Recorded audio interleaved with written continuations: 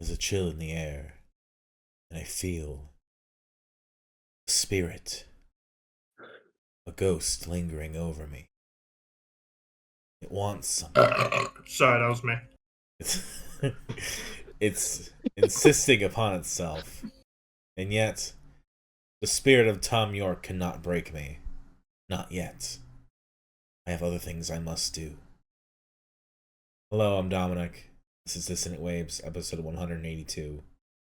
I am fighting the spirit of Thom Yorke. And I'm eating homemade pizza. And So I'm we're all doing struggling to something stay productive. awake. Two-thirds of us are doing something productive.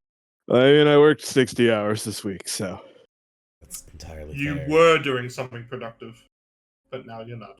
And I might have been fired today, but who knows? I'll find out in the morning, I guess. That's a problem for future tricks. It is. I'm too tired to give a shit. I will insist that it is through no fault of your own.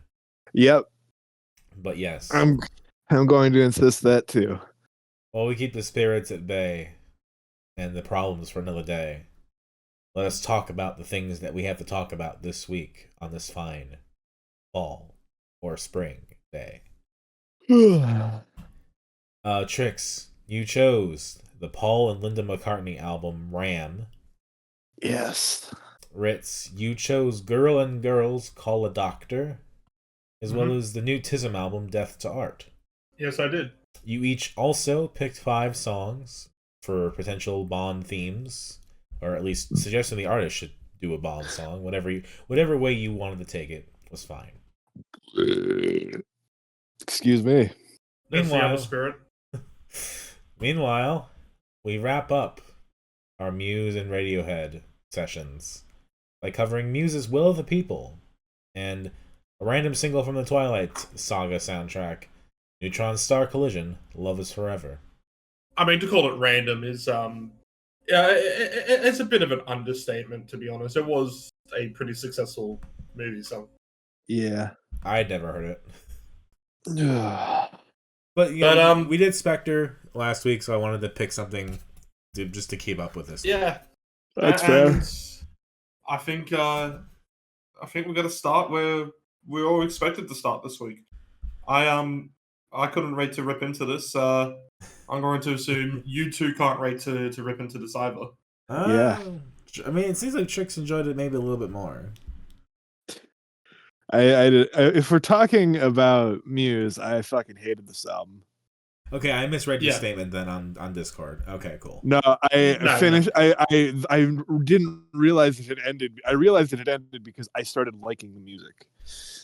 The music being the silence in the air, or something else. Yeah, or it was something else that had autoplayed. It was a Strokes tune. Got it. Okay.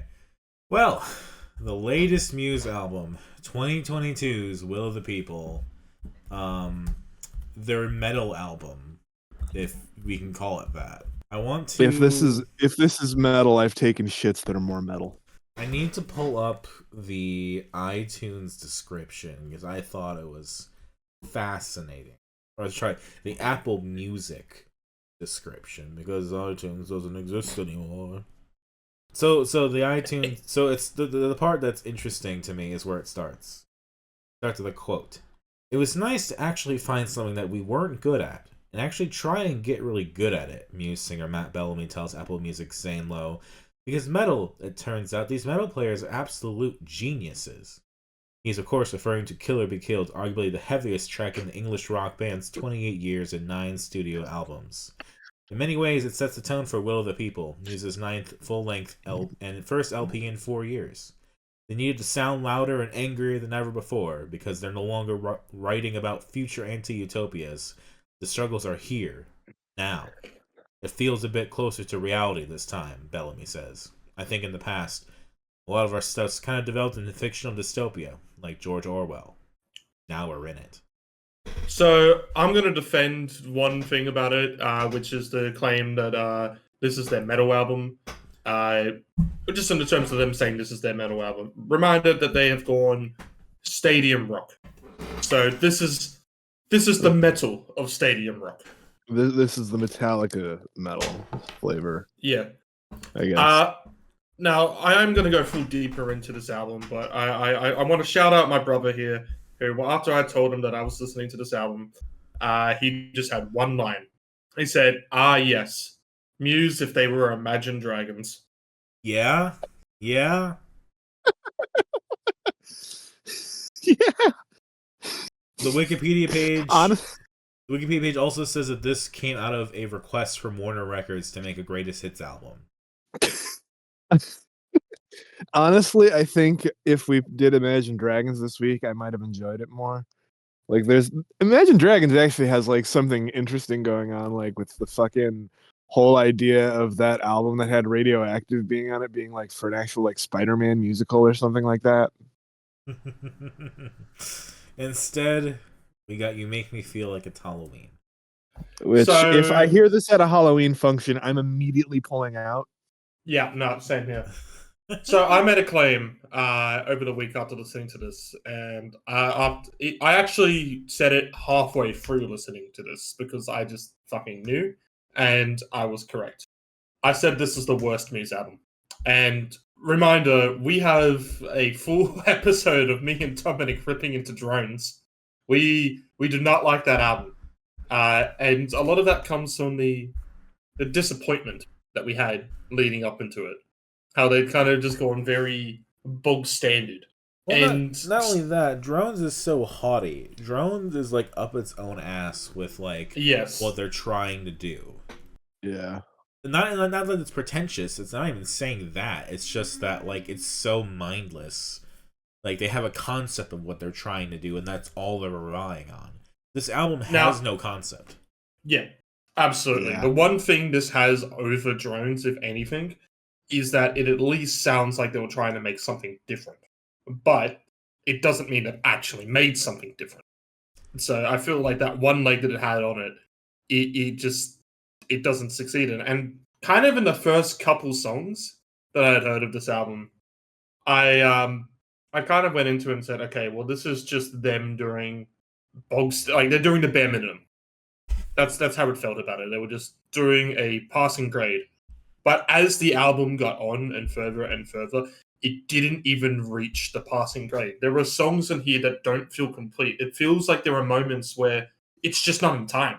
Like you notice those little subtleties where it's not flowing right. And the vocals aren't matching up with the instrumentation on the back in little moments on this. And like, how is that possible? You should have a large suite of production tools and well-backed producers by your side. How can they not catch these little things unless it's somehow intentional? But if it's somehow intentional, why was this your intention? Yeah. Because it doesn't work. You're not making anything proggy. You're not making it going with any crazy time signatures. You just fucked up the song. It's amazing how much nothing happened. Like, Muse has at least long time been conceptual. There's been a through line. There's been at least, like, if not a literal storyline or an arc, there's been a evolution of their sound throughout an album. This is truly just random songs thrown together. Mm-hmm. Yeah. And there's no consistency. They have the echoes of a Muse album, and that they have like the piano song, and they have the big hook song, and they have the weird dystopian songs. This time it's fucking Compliance, and that's such a stupid fucking song. We'll get on to Compliance in a minute, but I want to talk about the one song that I think that was trying the most to be something that Muse hadn't done and still failed, was Euphoria, which kind of starts to go into a little bit of dance punk, actually, surprisingly. But the more I listened to it, I had these moments of like, where do I remember these moments from? And it would be the way that just Matt Bellamy sings.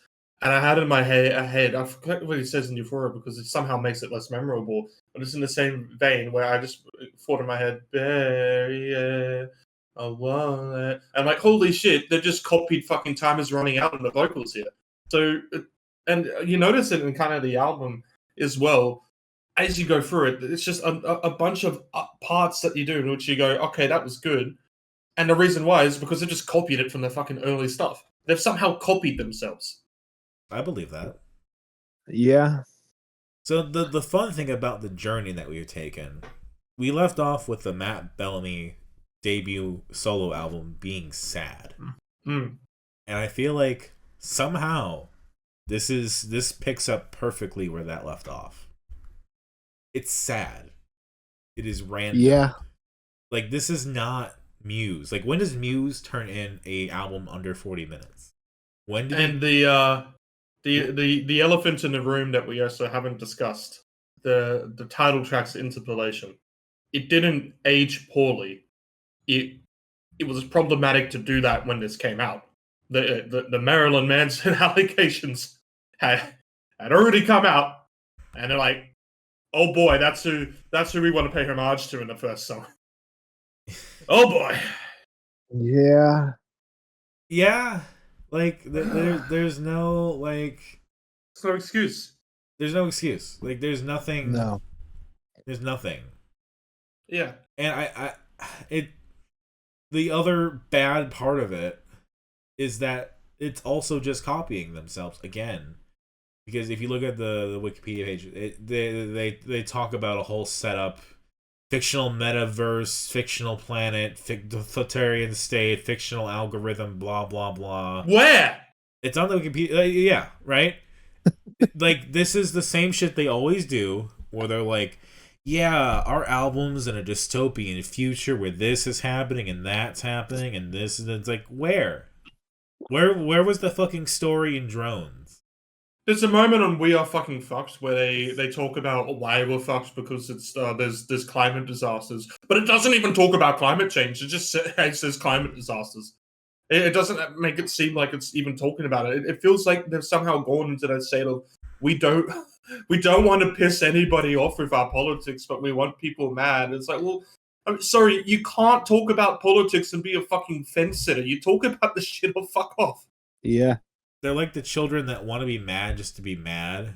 But, like, at a certain point you learn that that's not productive because there are many things to be mad about. Mm. Yeah. Like, specific things. And, you know, you could say you're a fucking progressive act all you want, either musically or politically. That doesn't mean shit if you're also putting out, like, the most general basic statements alongside a fucking Halloween track. Yeah, you know what we have to fucking compare this album to? And it's not a good thing. It's the Motionless in White. No, also Motionless in White. Yeah. I would rather listen to Cyberhex. I would rather listen to Motionless in White. Then this ain't a good album. Yeah. I mean, to be fair, I was the one that I thought that album was okay. I guess I should say my piece on this. I listened to this first time about 2 hours ago, and I couldn't tell you shit about this listen other than I just fucking couldn't stand You Make Me Feel Like It's Halloween. That, simply put, and I think we can all agree, is one of the worst songs I've listened to on this podcast. Top 10. It's tricks. I'm not sure if it's certainly the worst, but it's fucking up there. Yes, Domino? We could have listened to this during the Halloween party. I'm glad we didn't. Sorry, the cat's throwing up apparently, or furballing. I thought that's what I was hearing. Jesus Christ, cat. This is just I don't even think we can call this sad. This is do better. Yeah. This straight up should not have been allowed to be released. There should not have been even a record label that says that's good. You know, I'm questioning how this even got past them. Surely they should have seen that this wasn't going to be a success. And I mean, it really kind of wasn't. There was a bit of the streams on it, but you compare it to the big albums, it's not there. There's no Resistance. There's no Black Holes. No. Like, this is it's a cliff drop compared to all that, both musically and just who paid attention to it. Yeah. Imagine saying, like, there's such a nice, beautiful arc to draw from Showbiz to Second Law, and then it drops the Drones, and then you get a little bit. I'm of taking a look at the stream numbers here. The biggest song on here, Won't Stand Down, there are 3 songs off Simulation Theory which have more streams, which, it's not like that's impossible, but Simulation Theory wasn't a big album either compared to Muse's standards. So I honestly, I wouldn't be surprised if it doesn't matter what gets put out on the next Muse record. If it's a fucking 10 out of 10, or what we expect, a fucking flat 0. Is there another Muse record after this? If there is, it's not going to be successful at all. I can't see anybody having listened to this and thinking they want to listen to more Muse. Yeah. They've transitioned into full legacy rock status in like the worst way possible. Yeah. Yeah. They might as well be Kiss. Yeah. Honestly, Kiss still puts on a show, though. I can respect that. I think they've just retired, haven't they? Yeah. Yeah, but not really, because they're that's bands. They're gonna pass on the torch, I'm pretty sure, and there's gonna be like regional Kisses. But like when you're down to the dregs of being like, yeah, dystopian shit again, but like nothing specific, just metaverse, but also Halloween, and oh man, we're fucking fucked. Like that just feels like circling the drain. I'm still in shock that they're happy with this, because think about it. 20 years ago, Absolution came out. That was, in my opinion, it's still a 10 out of 10 record. I think it's, whilst yes, it does have some of that pretentious nature that Muse has, it works in their favor with how the album is going.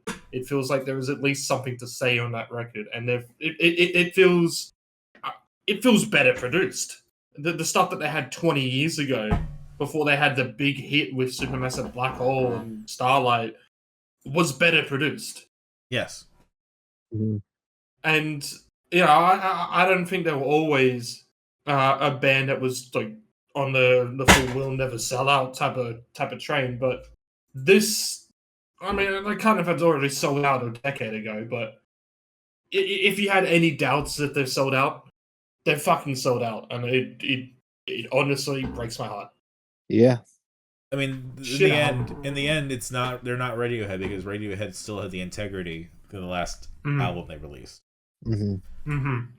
And this is just, again, you're like Coldplay at this point is a fair comparison. Coldplay didn't sell out this bad. Yeah. But that's it. This has been it. I don't even care to talk about Neutron Star Collision. It's a good song compared to this, but it's this album. This album is a straight 0. There is nothing redeeming about this, because the best parts of it you can find on all their other albums, and they're better. So you just go to them. I'm trying to shoo this cat away because he was about to puke, but now he's just purring at my feet. I don't get it. And then that's cats.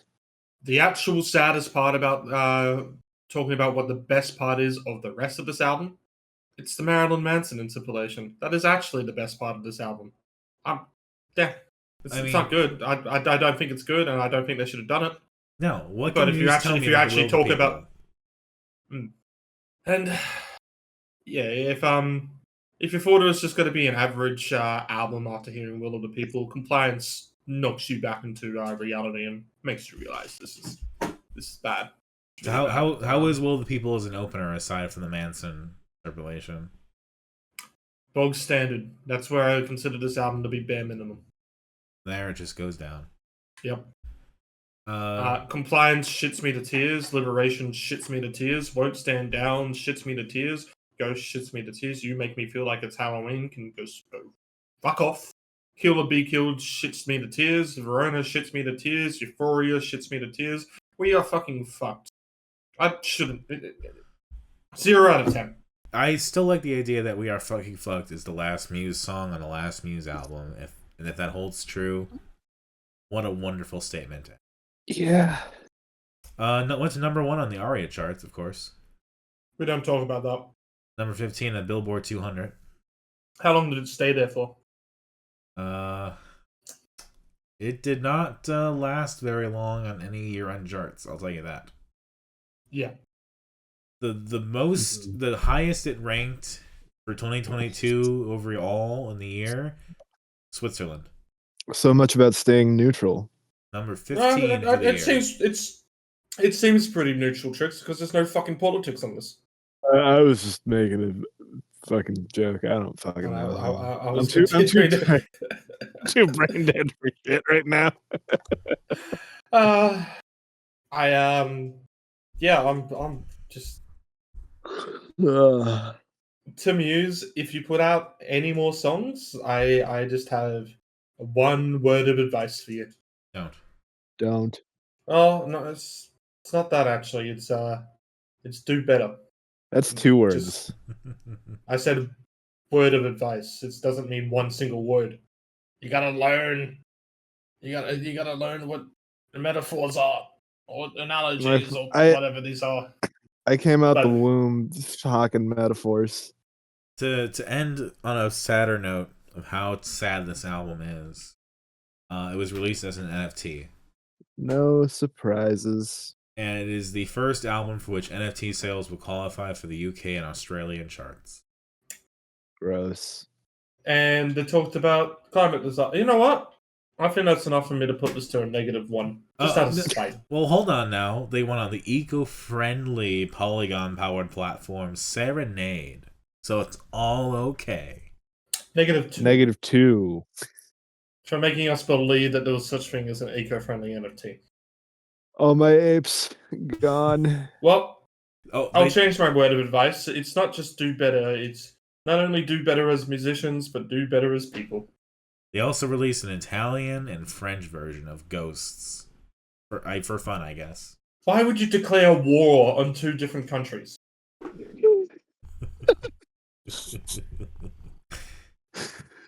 Oh. Well, Yeah, this is one of my least favorite things I think I've ever covered on this podcast. there is nothing to favorite except I still am tickled pink by the idea of We Are Fucking Fucked. Yeah. Going back to the 14-year-old trying to swear. Of course, I don't have a favorite. The least favorite is the Halloween track. Yeah. I also dislike Compliance very much. Yeah, that's up there with You Make Me Feel Like It's Halloween. Yeah. This Compliance is, in a nutshell, is what Muse has become. Talking about fucking dystopian Orwellian shit, but also it's got a beat, and so you're supposed to dance to it a little bit. So it ultimately doesn't mean anything. Mm-hmm. Yeah.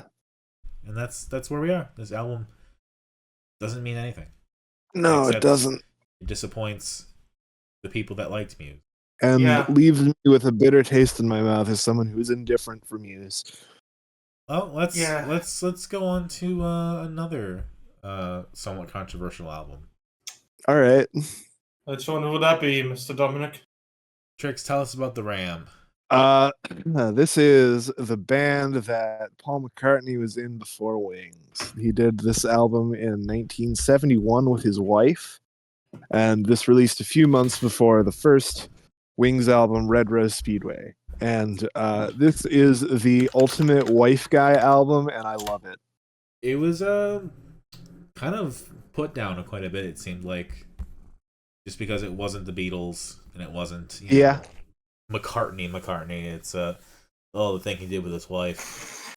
But I think that the songs on this hold up and are genuinely really, really good. Oh, it's fun. Like, it's fun. Yeah. Yeah, Uncle I'm Albert, admittedly- Admiral Haley. I'll let you go first. I'll let you go first, sir. I was just pointing out the track Uncle Albert, Admiral Haley is just like this weird, like little soundscape that's just so much fun. Look, I had fun listening to this. I'm a bit indifferent into this album. I don't really have any strong feelings either way on it, but it is a fun listen. I found Monkberry Moon Delight was one of those songs that kind of it kind of lost me for a bit, but then kind of just grabbed me again at the end, even though we're still doing the same thing. I don't know, just came back around, I guess. Well, he's It's going about a so milkshake. hard about those vocals. Yeah, it doesn't sound like McCartney at all. It's fun. Like, the thing about Paul McCartney and all of those people is they could make music, and they could, interpolate and like remix and reuse ideas from like rock and roll and rockabilly and like genres that were already a little bit older than them. Yeah. And I feel like that's a fair amount of what's happening on this album. Yeah. But then giving it a weird twist, interesting spin, some whimsy, if you will. This album's got whimsy out the ass.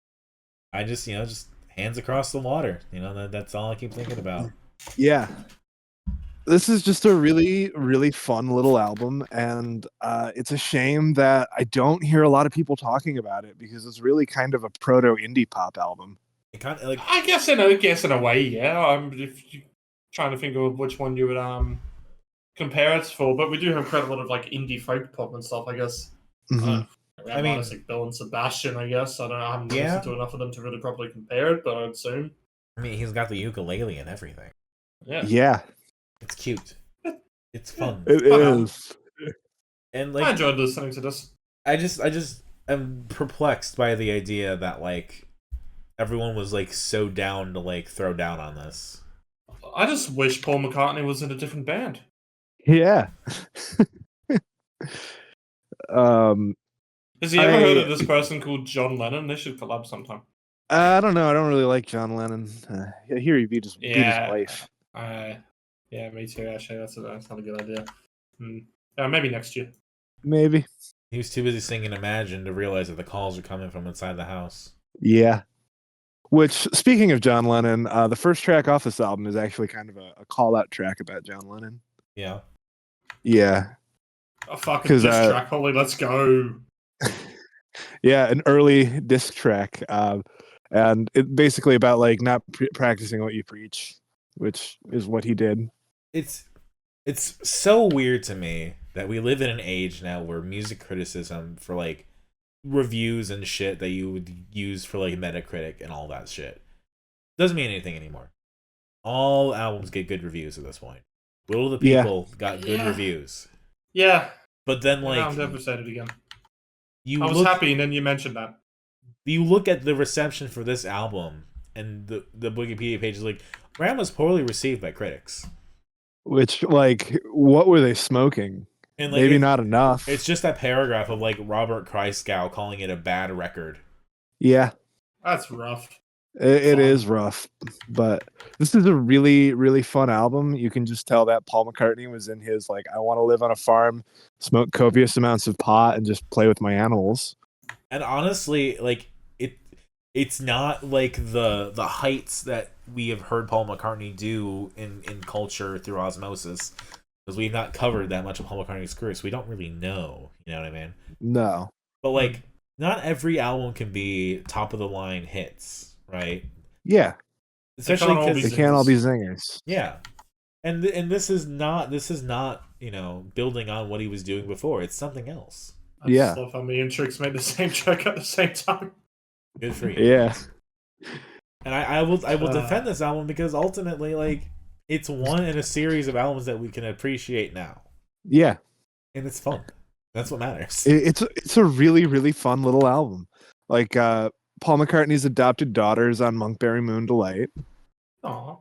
And that song is actually about a milkshake, a magic dream milkshake. Yeah, it's just a fun little album. Lennon called it Muzak to my ears. Except he liked Eat at Home. Ringo Starr said he felt sad about Paul's albums. I don't think there was a good tune on the last one. Referencing this one. Didn't Ringo Starr Eat have at Home is like a weirdly just, horny song. I was gonna say, didn't Ringo have like a massive flop of an album around that time, or maybe it was later? Later, I'm pretty sure. Ringo the Fourth was his big flop, and that was the 80s, I'm pretty sure. It's hard to imagine everybody coming at this album and Paul McCartney at this time. Like, the man was 28 years old. We're like a year or two on from Let It Be. Yeah. And everyone's like, "Oh, you didn't make an album like the last time we heard you around. What the fuck, man?" I cannot get over that. Yeah. And like, you know, McCartney was already out. People were already getting used to the fact that he was doing other shit. Justice for Paul McCartney. He should have been bigger. And it's very people should respect his post Beatles work more, for sure. Absolutely. I still look at that man when he's going on interviews and I'm like, I still can't believe that man does all that shit. Yeah. That he made all that stuff. Well, I mean, there's the conspiracy that he was replaced at some point. That's a classic. Yeah, but like Ram like proves that like even if he was replaced, he's still a good musician. All I know is that this finally gives me a reason to finally cover McCartney 2 next year. Hell yeah! Well, everyone's having a wonderful Christmas time. The song about Secretary. yeah, that one too. But my mind goes to Wonderful Christmas Time because like the idea that it's about them performing a witch ritual and then being interrupted and having to pretend it's a Christmas party. I read that, yes. Ram. It's good. Yeah. Ram on. Ramble on. Ram Ranch. 15 Naked Cowboys. Can't believe Paul McCartney would sing that. Paul McCartney covers Ram Ranch. He's probably making That's- another album, right? Probably. He's only 82 years old at this point. And Yeah, but- he's vegan, so that means he's like 63. Did you ever see that Ringo Starr EP or something, Change the World? No. It had the greatest fucking album art. I'm I just looking it keep up thinking, right now. change the world, my final message. Goodbye. This is a bit of a cheese sandwich for me, I'm not gonna lie, but yeah. After hearing the Muse album, This is a nice little yeah, cleanser. yeah. Yeah. Oh, I'm surprised you did not also have us cover Thrillington. We'll cover that in a later date. I just wanted to cover the basic Ram. For those who don't know, Thrillington is a reinterpretation of Ram as an instrumental album under a pseudonym, Percy Thrills Thrillington. It seems very fascinating. Yeah. And the fact that he just did the album again and was like, no, actually, it's good, is very funny to me. Me too. And it is a good album. This might actually be my favorite this week. Spoiler. I can't say that, but it is quite good. Well, that makes me a happy man. I like me some Dear Boy, Uncle Albert, Admiral Halsey, Monkberry Moon Delight. I don't know, least favorite, the Reprise. I don't know. Favorites for me: Ramon, Uncle Albert, Admiral Halsey, Monkberry Moon Delight, and no real least favorites. It's a cheese sandwich for me. I can't really give you a favorite or a least favorite. I guess Monkberry might be my favorite just because it had that moment where it brought me back in. But yeah, it's a nice chill little album. Yeah. Yeah. Who knew that Paul McCartney could make a chill album like this? Yeah. I hope he blows up one day. Yeah. Do you remember the fucking Kanye incident? Yeah, that's what I was referencing. Yeah. Yeah. Fair enough. All right. Ritz, which album do you want to start with? Which one did you like more? Oh, TISM. Cool. So we'll do the TISM album. All right. So TISM's back. Yeah. I don't want a girlfriend. I want TISM. Ash better get out of there. So it's been a while since I guess we even covered TISM. We did started since this last year. show covering TISM. Yeah. Yes, we Who did. knew? Who knew that 5 years later TISM would be back? Well, good things offered them quite a lot of money apparently. I think they said 10 mil in the song. Wow. Well, that's the lyric in there, Trix. Yeah. Where's the fucking there? Yeah, reforming after so long. Yeah, I know it sucks, but good things offered $10 million. Yeah. It's fair. Yeah. Like 7 This- million USD.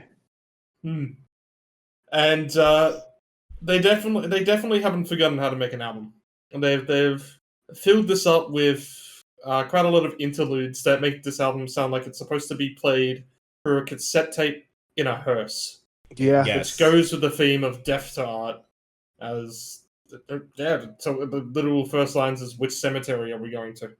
Honestly, I love the skits. I love the way it all wraps together.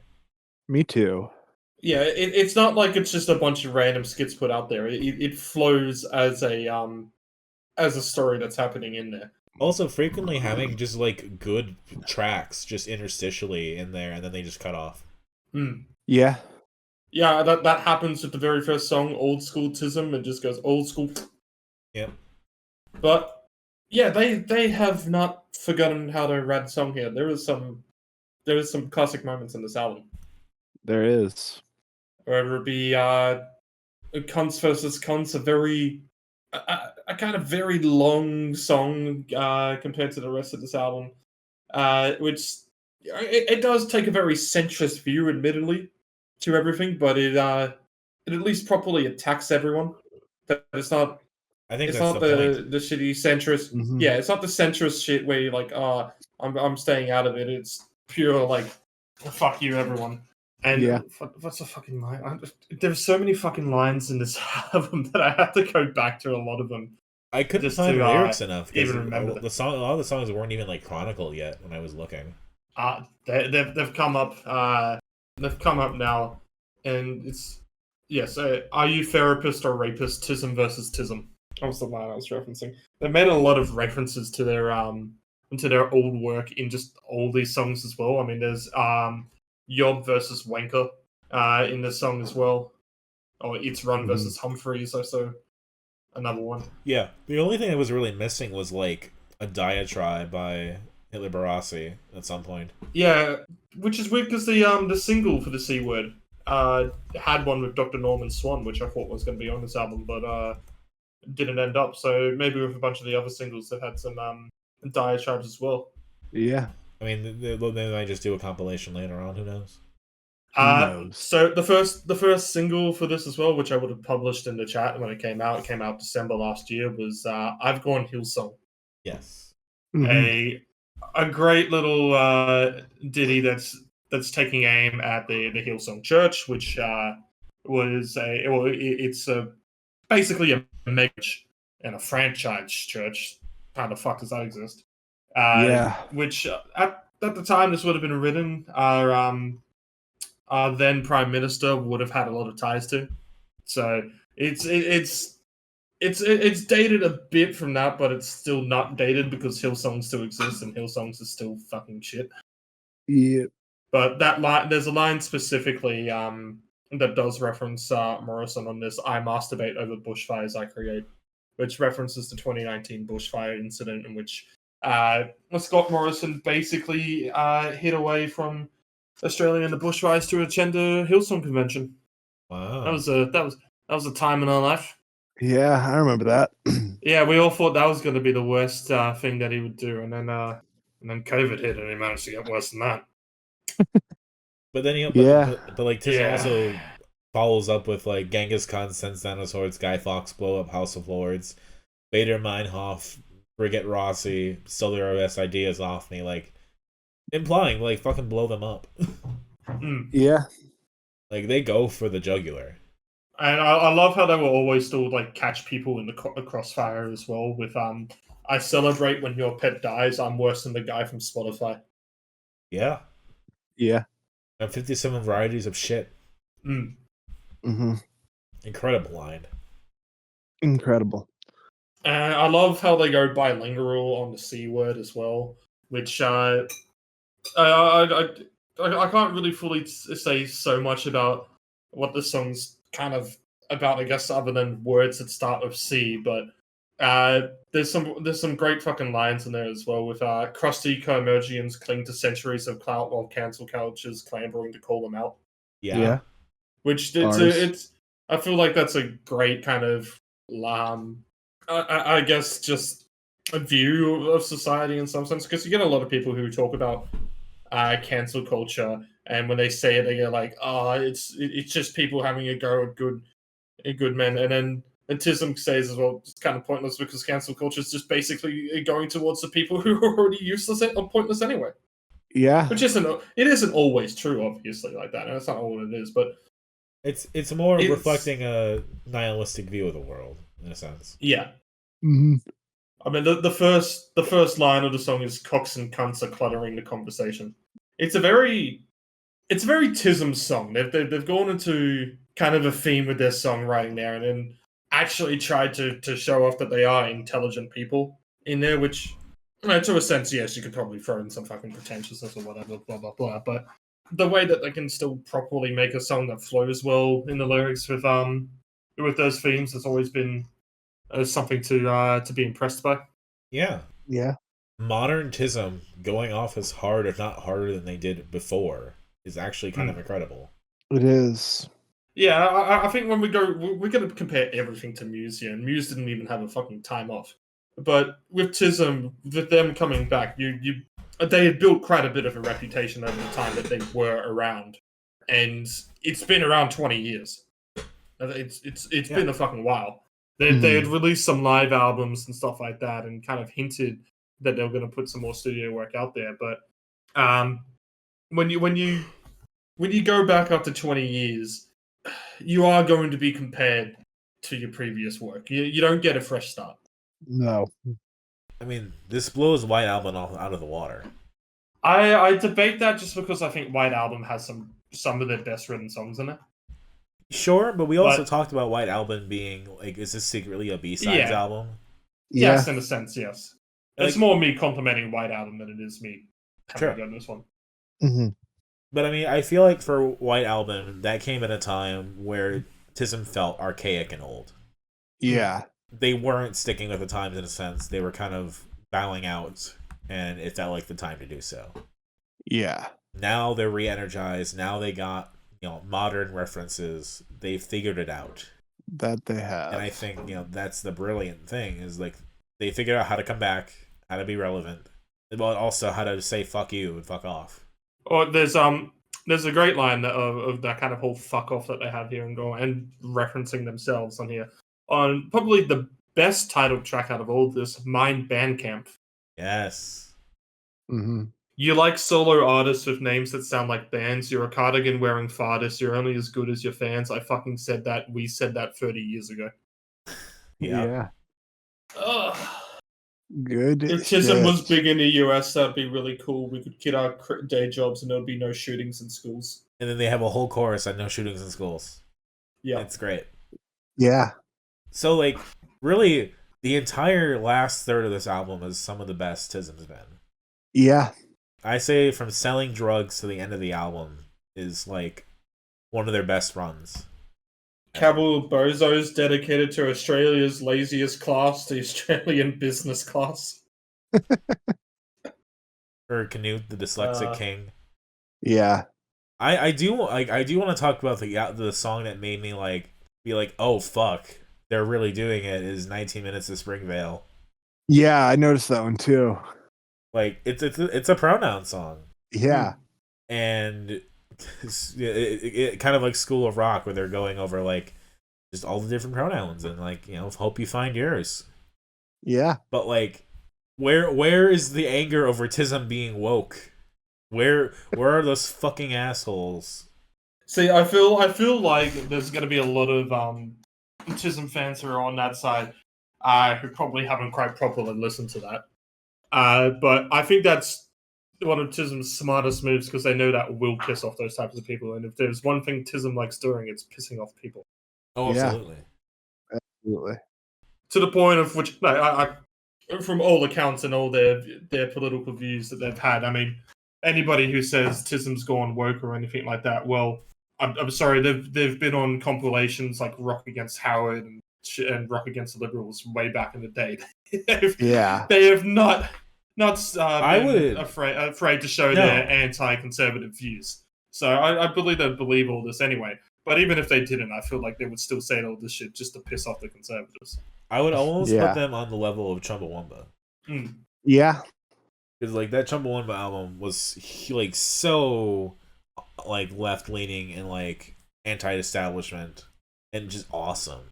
Like this gives me shades of that. And like it's like even then, like when they're doing like a song very explicitly being like, trans rights, gay rights, they have a verse that says gay or straight or sad or clown, correct grammar or unsound, trans or cis, I hope you found who is your preferred pronoun. Yeah. Like it's that shit that's like, no, they are as relevant as ever. They are coming at you with everything they got. and they're not afraid to fucking, stand up there, even though they've been at this for 40 years now. Like, these people, like, they're probably in their 60s, I would imagine. I don't think they're that old, but they're not young. Yeah. I think they're probably like late 40s, early 50s. But TISM's from the 80s. That's 40 years ago. 40 years ago. Yeah, shit, they were 82. Yeah, might be in their 60s. Yeah. I mean, God. Ron hit Liberace at least. Well, apparently Damien Carroll's musical output begins in the 70s. So yeah, no, you're right, probably 60s. I need to think about how long time has gone, but Where's all the time gone? where's all the time gone?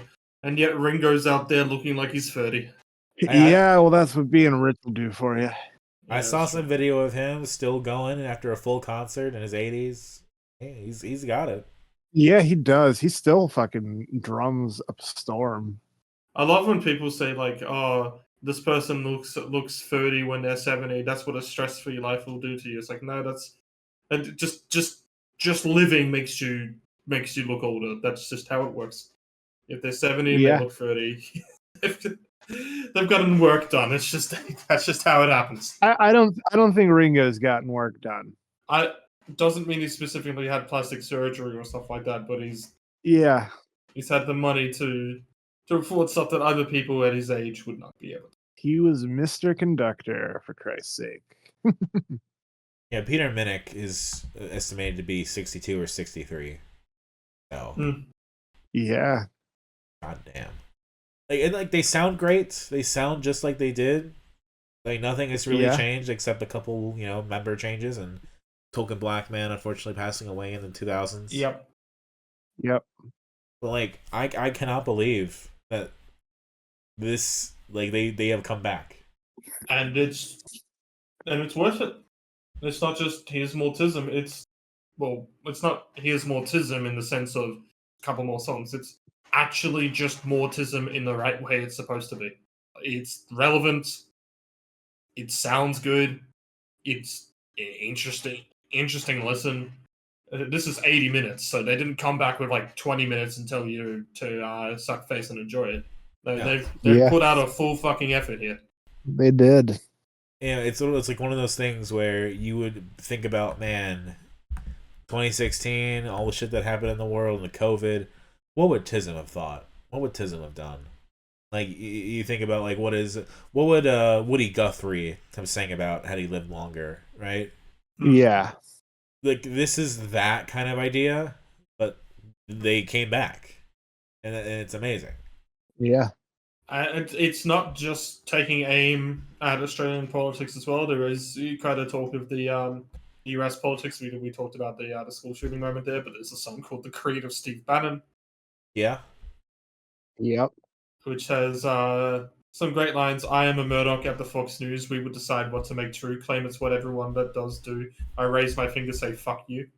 I'm also a big fan of King Street and Flinders. It's really fucking catchy. Yeah. It's a great album.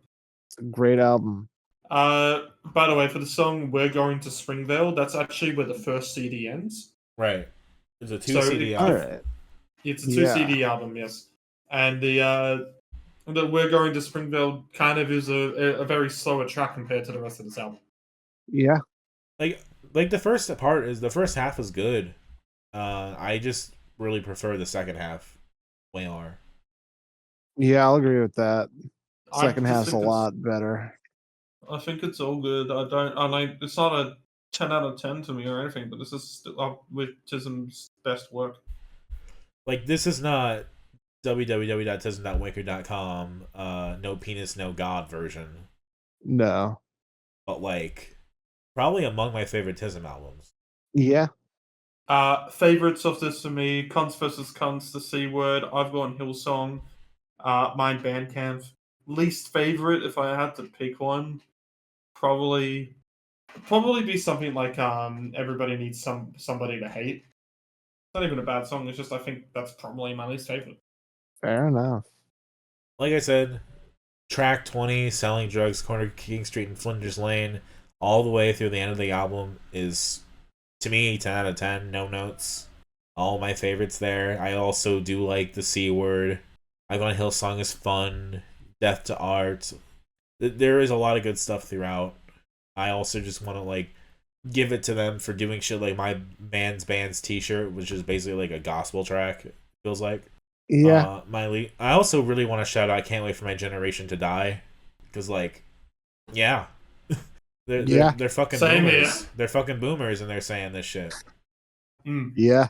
We go to the unions, we reduce the pay, except for the lackeys and spibs and the IPA. I think a big difference as well, just compared to them, and we mentioned it from the first episode, it's always been a rumor, but it is true, is that there are members of this band which are teachers. Yes. Yep. And there is always historically been a big difference in the politics of teachers compared to others, because usually teachers are the ones who get screwed over. Yeah. I personally know a lot of very pro-Trump teachers in the U.S. It's not like it's impossible. Yes. I know teachers got very screwed over too. Yep. But another big thing about being a teacher is that you usually are supposed to be quite educated. Yes. Yeah. Now, it's not always the case, but yeah, with bands like TISM and their members, yeah. Yeah. I'd say for me, my least favorite, probably something like Everyone Needs Somebody to Hate, or even I'm not a big fan of the Creed of Steve Bannon. I don't like it's not bad. I just don't latch onto it. Favorites for me will go Cunts v Cunts and 19 Minutes to Springdale, and no real least favorite. All right, so we've only got the one last album to do, and then we do the Bond stuff. Yep. Yeah. So Girl on Girl, I picked this one because we've picked quite a lot of musical influenced albums over the years. I figured, hey, maybe it's my turn to do that, and I've picked this one. It's admittedly not as good as a TISM album, but I still like it. Yeah, it's pretty good. It's cute. It's fine. Yeah. It reminded me of like the setup reminded me of Black Parade. Yeah, in a sense, it is hospital focused. This one. But some of the intonations and some of the lyric writing reminded me more of like a post-punk, post-rock, like Black Country New Road kind of style. I can see that. There is some very drawn out moments on this album, and sometimes it works, sometimes it doesn't. I think it's cute how it goes to this theme and it actually sticks with it. Not just a case of here's an intro into the first song. All right, well, now we're done with the theme. No, it does mention the Wesley Hospital throughout this album, so it does try to keep some kind of story going into it. I think there are some great catchy moments in this, like Mother's my absolute highlight off this one, where I think his vocals really get to fucking shine off that, and it's got a really good backing instrumentation to back it up with. Mm-hmm.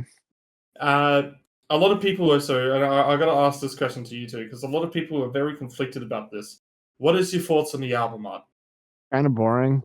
It sticks out in my mind, so it kind of works. Again, it reminded me of like the theatricality of like the Black Parade. I don't know if it totally fits. I would walk past it in a record store. It would make me check it out in a record store, but I'd probably be disappointed. It's happening to everyone. I am a defender of the album art. I think when you actually listen to this album, I think Dominic, you're wrong, and I think this does fit the album. Yeah, like they talk about like, oh, it becomes a musical number in like the intro, and like Call a Doctor and all that. I get that.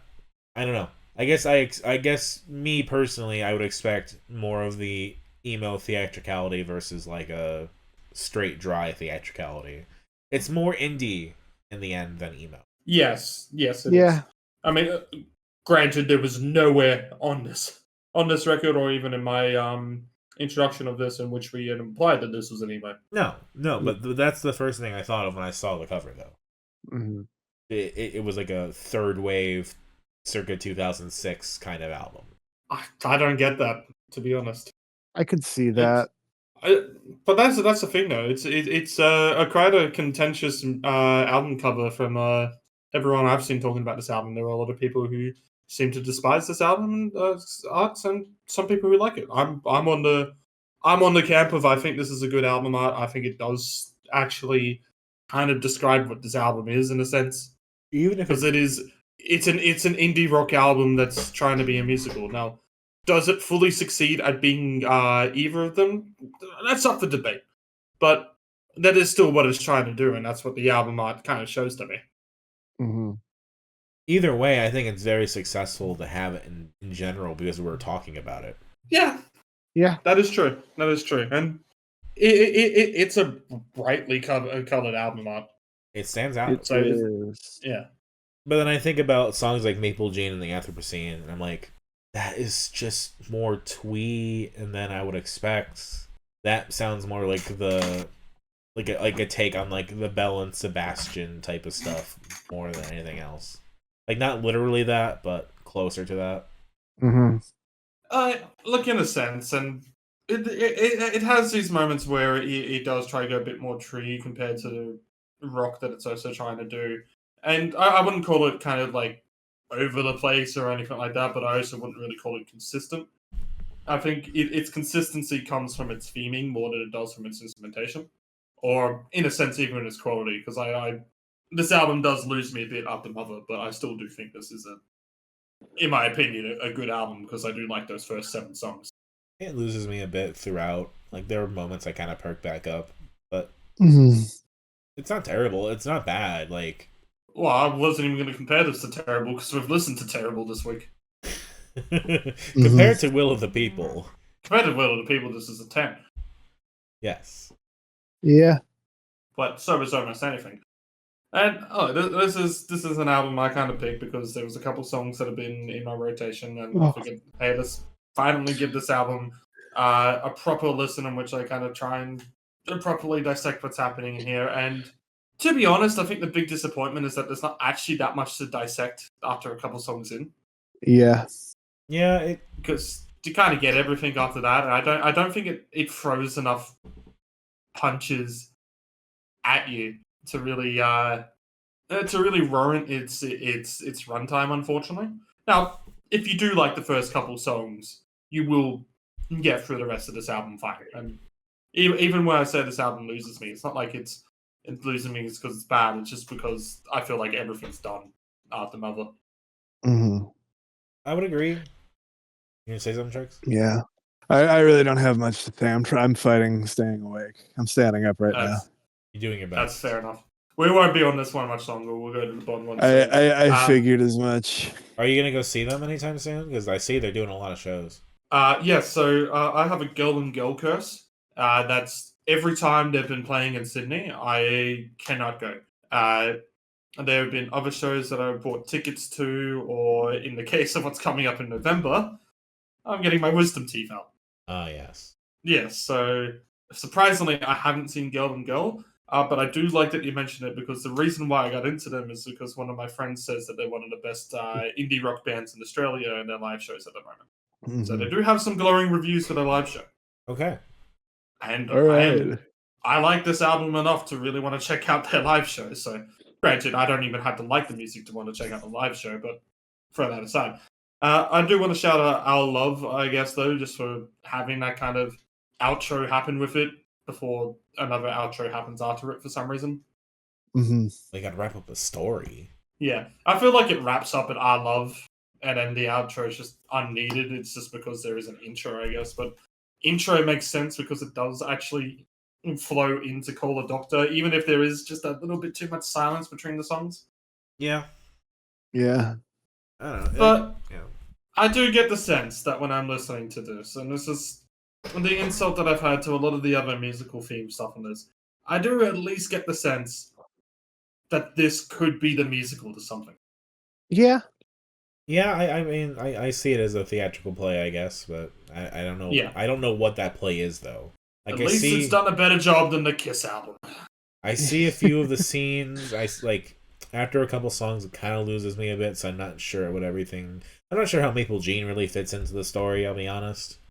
But I would need to dissect the lyrics a lot more to tell you on that, but when we get to like one thing also to mention, I'm pretty sure this band is signed to Sub Pop as well, so they do have a bit of an international backing to them, which is great to see for any artist in Australia.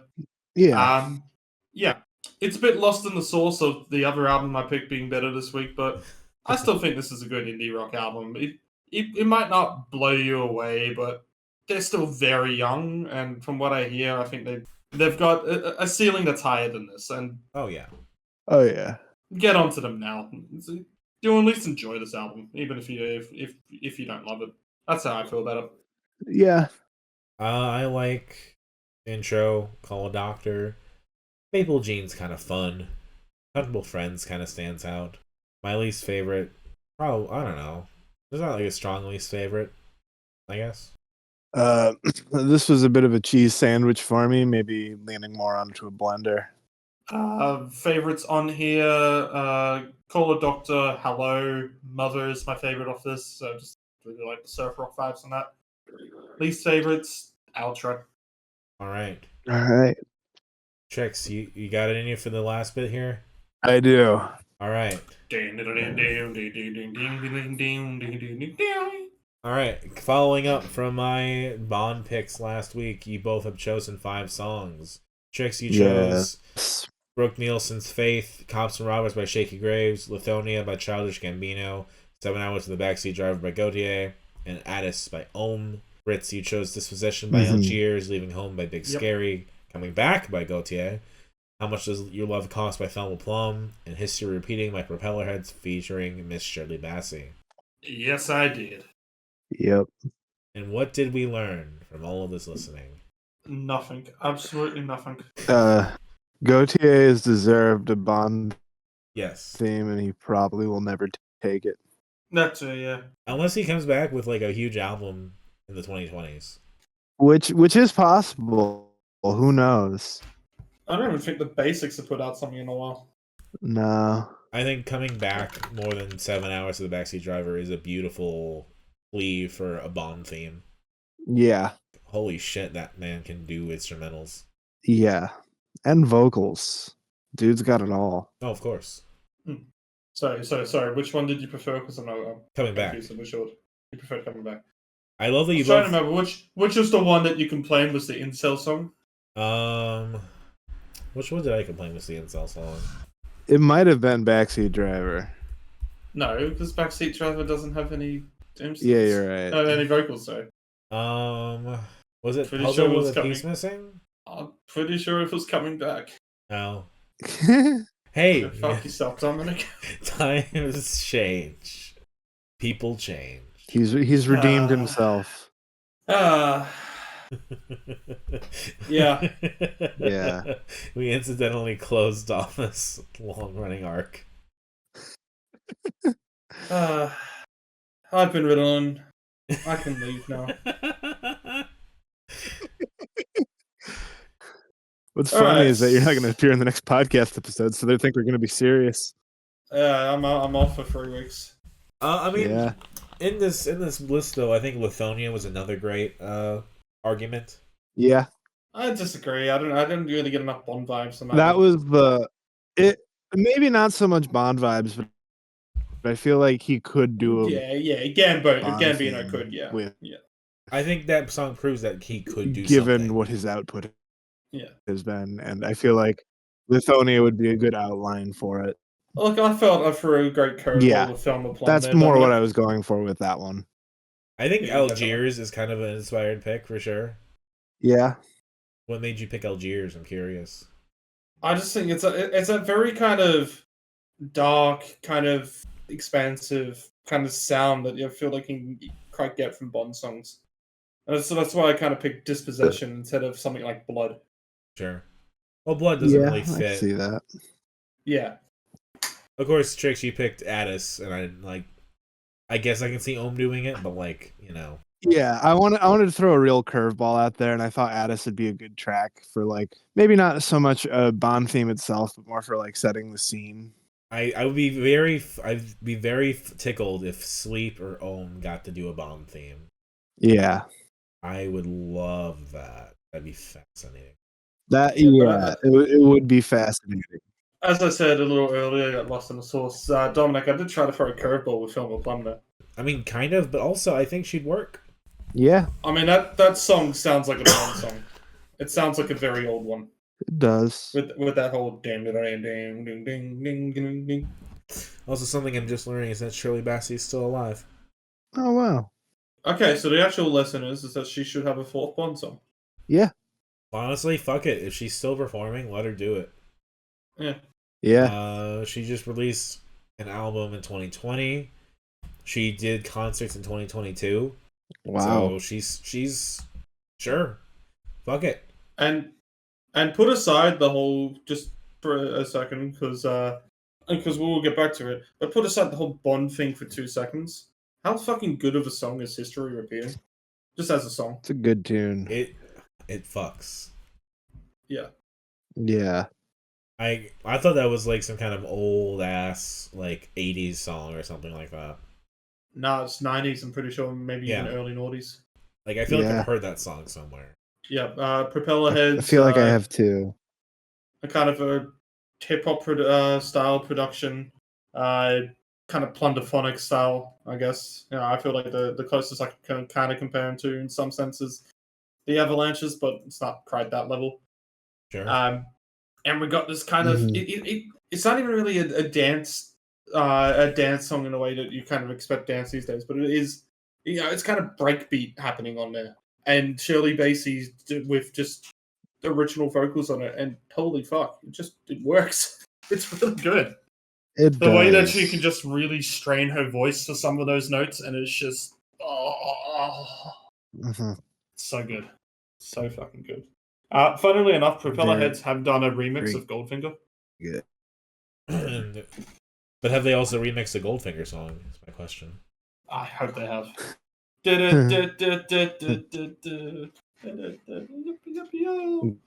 imagine if Shirley Bassey did ska. Goldfinger. We'll wait for Tricks to finish in 5 years. What are you saying, Tricks?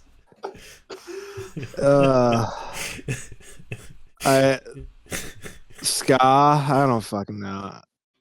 It sounded like you were just saying Goldfinger over and over. I said it twice. But it was like Goldfinger. Yeah, it was like that. I'm guessing it was my internet. I said it twice, like in a normal speed, so I'm guessing it was my internet. Yes. It's internet, yeah. All right, well, Dominic, I guess I gotta go ask you, out of the 10 songs picked here, what do you reckon? Not just as an artist, but as a song. What do you reckon was the best choice for a Bond song?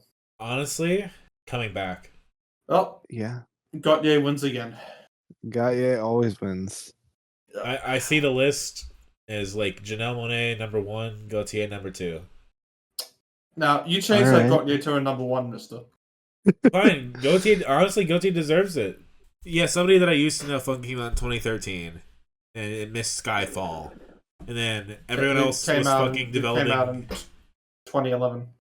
Oh, did it? Fuck. Mm-hmm. Yeah. So he didn't miss Skyfall. But you know, Adele was just Adele. Well, yeah. Gautier blew up in 2012. So. Whatever. You know what I mean. Yeah. Mm-hmm. Spectre was too late because everyone else was doing it. He fucking deserves a theme. But so does Janelle Monáe. And that's my argument. Gautier and Janelle Monáe. I could see Gautier and Janelle Monáe, actually. I could see that happen.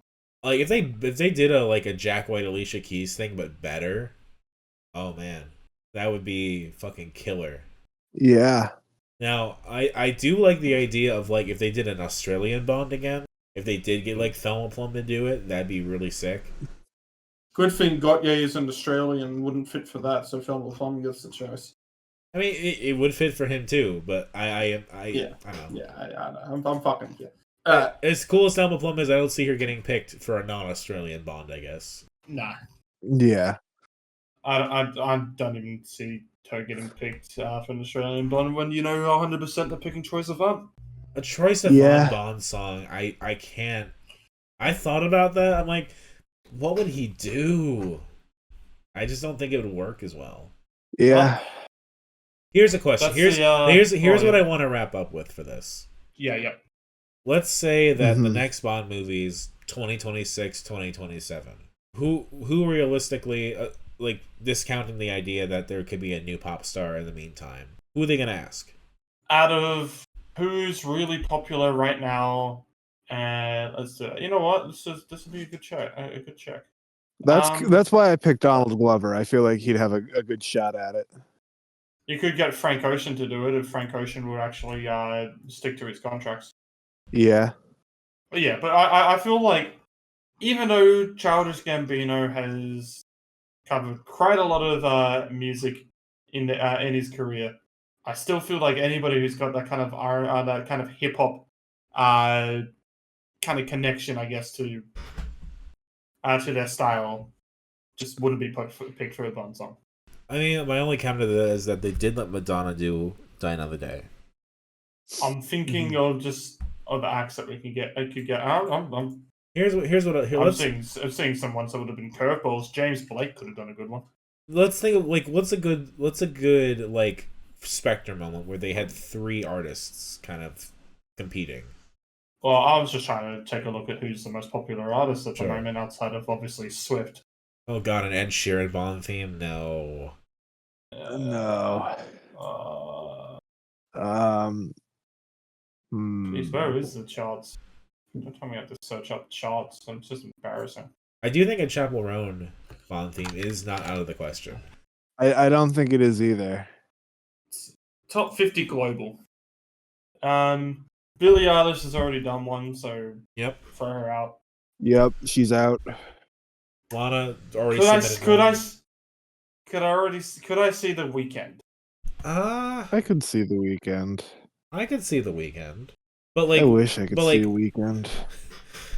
Fair. You might see many weekends for a moment.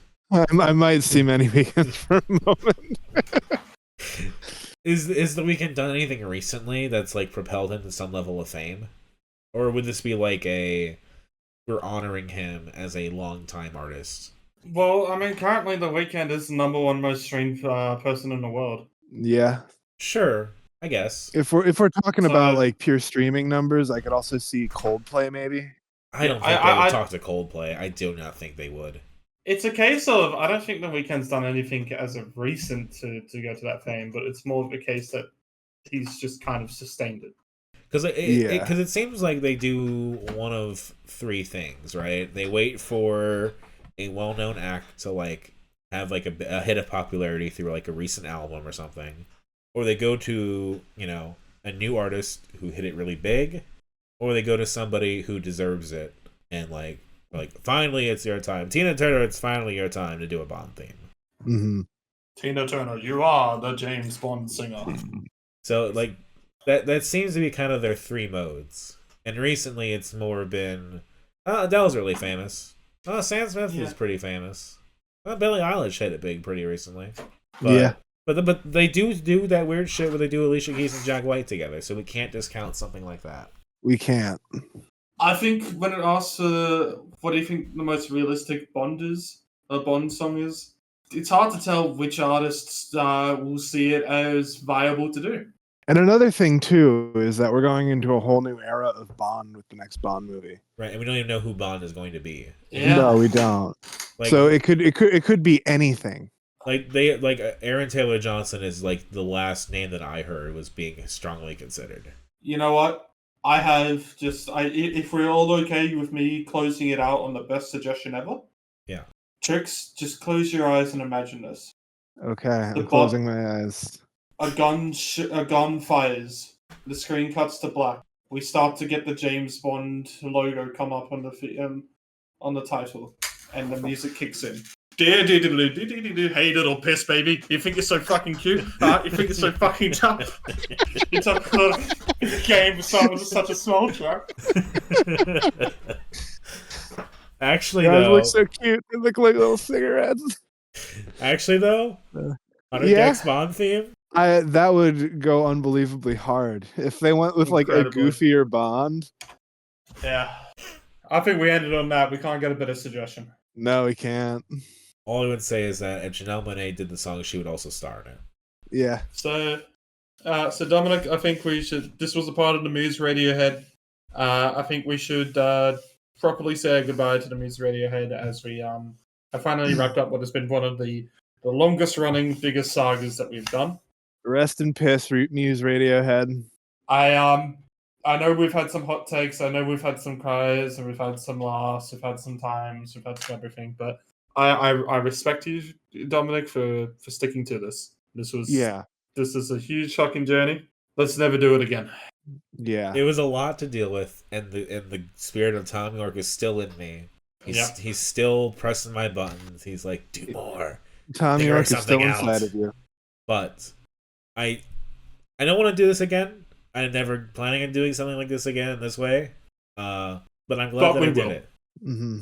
I'm glad that we had the experience because I do think the journey, when you look back on it, it produced some interesting results.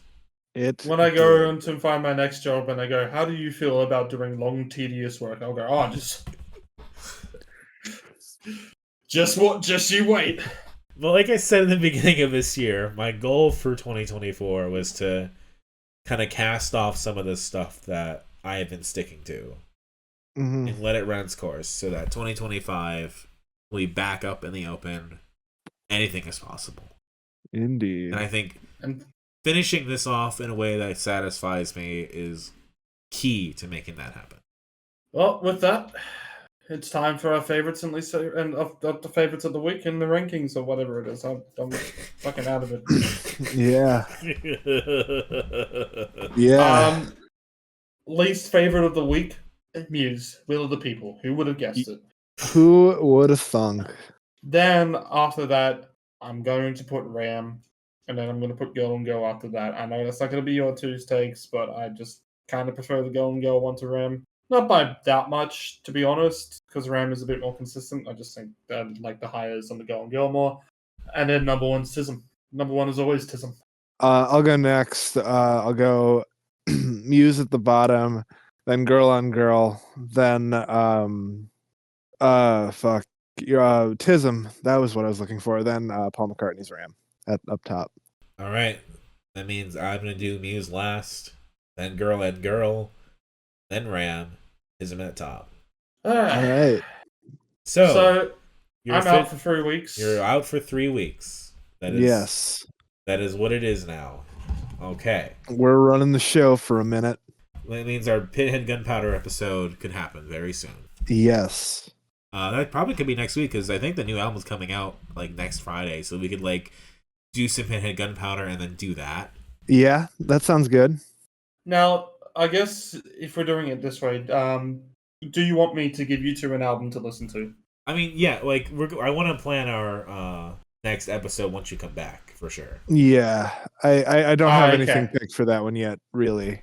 I have one album and I'll probably tack more on, but okay, we can start there. Well, I do have an album to cover on. I will probably listen to it whilst I'm on holiday. I've mentioned it a bit ago that we were going to cover it when it came out, and it came out a bit ago, and we haven't covered it. So when we come back, or when I come back, we will be covering series Magic Mountain. All right, 1997 or 6 or something to 2022 or whatever the fucking times are.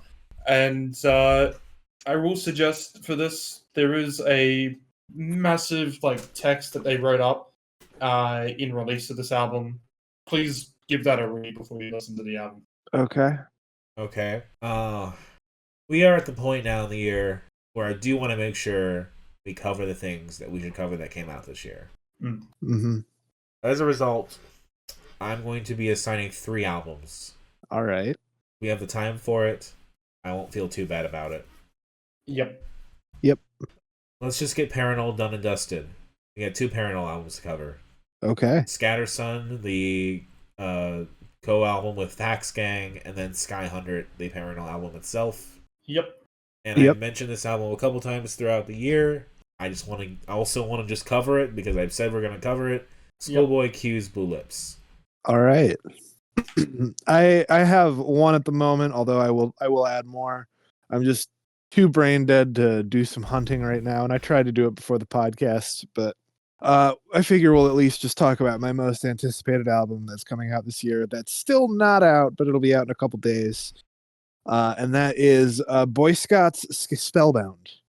And since we're adding on a lot of albums as well, there's a very interesting album that I also listened to a bit ago that a friend of mine really loves, and figured, fuck it, let's go add it on and properly dissect it, because it's probably going to take 3 weeks for me to listen and dissect this.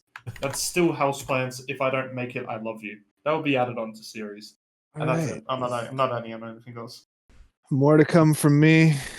I've been Ritalin. You can catch me on our website. I might sound different in a couple of weeks because I'm getting wisdom teeth out, and that won't make me sound different. It will just mean I'll be in a bunch of pain. Over to Dominic. Alright, I'm Dominic. Catch me online at DACICHOCKI on Twitter, Dominic Coking on YouTube if you must. I'm also on the Games I'm Found podcast here and there. Listen to that. Links in the description. Also, just to mention, so far we have assigned, after the next 3 weeks, our next regular episode, Series Magic Mountain 1996 to 2022, Still Houseplants, If I Don't Make It, I Love You, Taxi and Paranol Scattersun, Paranol Sky 100, Schoolboy Q's Blue Lips, Boy Scott's Spellbound, and more to come from Trix, potentially. Eventually. Trix? I have been Trix, and you can catch me maybe unemployed a day or two. I don't know. We'll find out. But I'm going to go to bed shortly after this, and you can find me sleeping. You know she's tired because she didn't say catch me at the unemployment office. Yeah. Alright, well have a great month, everybody. Yeah. Listen Bye, to Muse y'all. if you're feeling bored. Ugh. Bye-bye.